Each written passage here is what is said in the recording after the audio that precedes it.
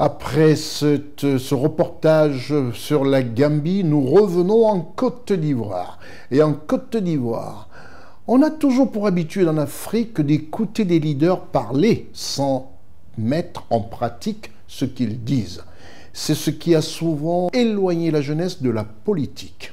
Alors qu'en Côte d'Ivoire, désormais, grâce au président Alassane Ouattara, la jeunesse renoue et même l'Afrique entière renoue avec la politique. La raison est simple. Ce que dit le président Ouattara, il le fait. Il passe toujours de la parole aux actes. Et le gouvernement est effectif. C'est le cas aujourd'hui de parler du 43e BIMA encore une fois.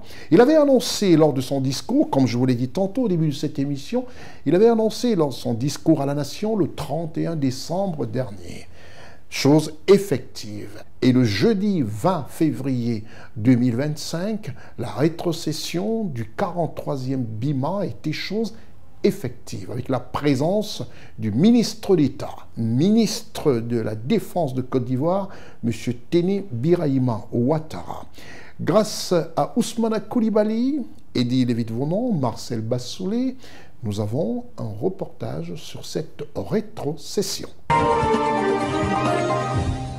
Ce jeudi 20 février 2025, de la parole, le chef de l'État ivoirien l'avait annoncé lors de son discours le 31 décembre 2024. Aux actes, le 43e BIMA est devenu depuis le jeudi 20 février 2025, rebaptisé désormais du nom du général et premier chef d'état-major ivoirien, M. Ouattara Toumadakin. Une rétrocession qui n'est pas signe de rupture entre la France et la Côte d'Ivoire. Et cette rétrocession a eu lieu en présence du vice-président de la République de Côte d'Ivoire, son Excellence M. Thiemo Komele Koné, du Premier ministre de la République de Côte d'Ivoire, M. Robert Begré Mambé. La base militaire française 43e BIMA installée à Port-Bouilly depuis 1978 est officiellement base militaire ivoirienne depuis le jeudi 20 février 2025.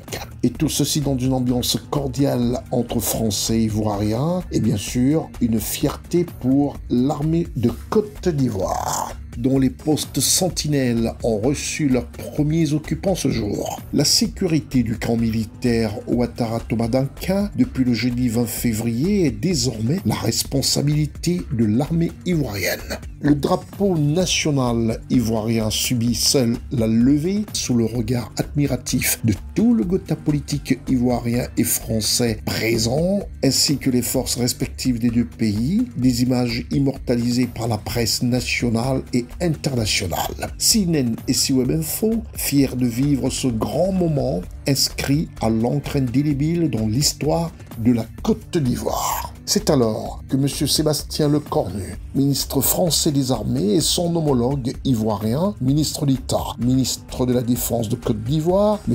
Téné Birahima Ouattara, dévoilent la plaque à l'effigie du général Ouattara Toumadakin. Cette rétrocession est un signe d'amitié et de professionnalisme, comme le témoigne ici le ministre français des Armées, M. Sébastien Lecornu. Cette relation, elle est non seulement faite d'amitié, mais elle est faite d'un très grand professionnalisme et d'un très grand sérieux. Et là où il y a de l'amitié et du sérieux, immanquablement, monsieur le ministre d'État, mon cher Téné, les choses se passent bien. Le monde change, il évolue vite. Il était évident que notre relation de défense devait, elle, évoluer et reposer davantage sur l'avenir, des perspectives d'avenir, face aux réalités des menaces, aux réalités de ce monde devenu complexe, encore plus complexe qu'avant sur le terrain sécuritaire. Nous ne sommes pas là pour regarder dans le rétroviseur, au contraire, nous sommes là pour aller de l'avant. Devant les généraux et membres de l'armée ivoirienne, dont la fierté et la joie se lisaient sur les visages, rappelons que cette rétrocession est le résultat d'un processus initié depuis 2023 et promis par son Excellence M.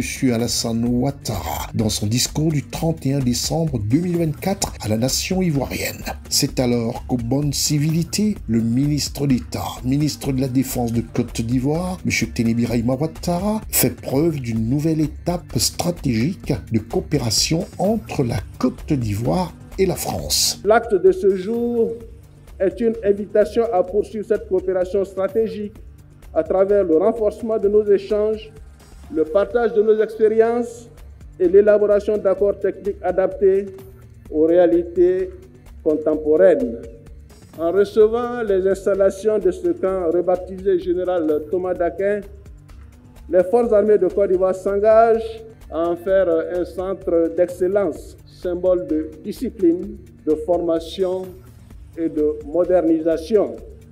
Je voudrais donc demander au chef d'état-major général des armées d'en faire bon usage et inviter nos hommes à être les dignes gardiens de ce patrimoine. Vous devez faire en sorte que ce camp continue de bénéficier de son prestige. La phrase est dite. Ce camp général Thomas Dakin devra, selon le ministre d'État, ministre de la Défense ivoirienne, M. Tené Birahima Ouattara, être un centre d'excellence, symbole de discipline, de formation et de modernisation. C'est alors que, sous le regard du vice-président de la République de Côte d'Ivoire, M. Thiemoko Médé-Koné, les deux ministres français et ivoiriens ont apposé leurs signatures respectives sur l'acte du document officiel scellant cette rétrocession.